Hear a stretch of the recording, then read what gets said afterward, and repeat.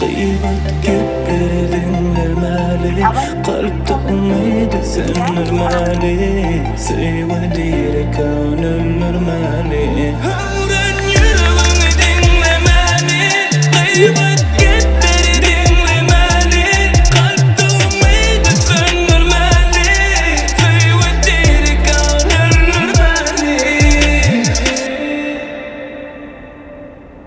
Beğen. Ne var sana? Yok işte.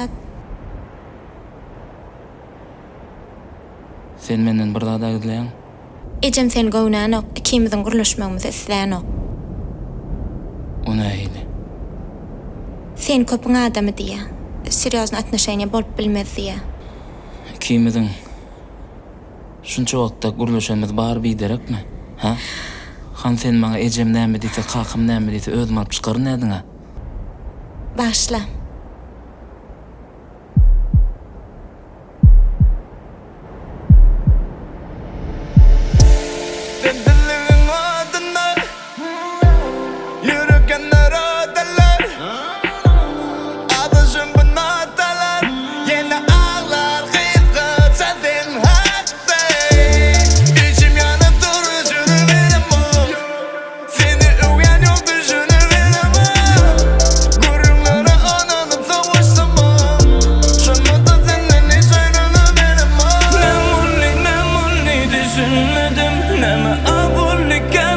Hiç bilmedim, bir de dil volley, göz volley, ne bileyin, olsa öleyim, sensiz ne medeyim.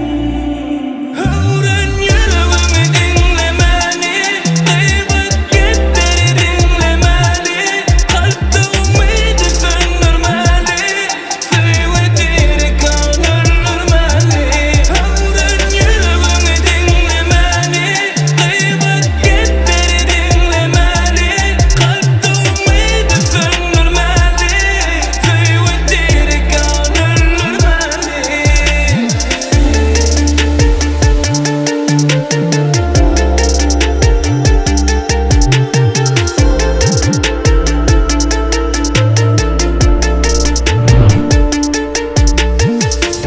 yamanlayanın dili edil dudyalı, şoňa şüne gölü yüreğimiz budyalı.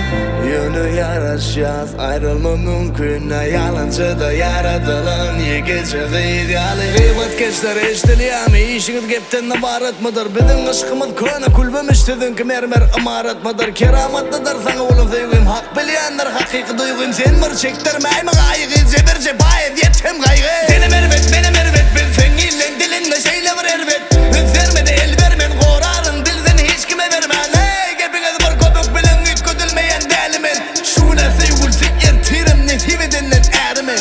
Ne mulli düşünmedim, ne me avulli, ken mulli hiç bilmedim.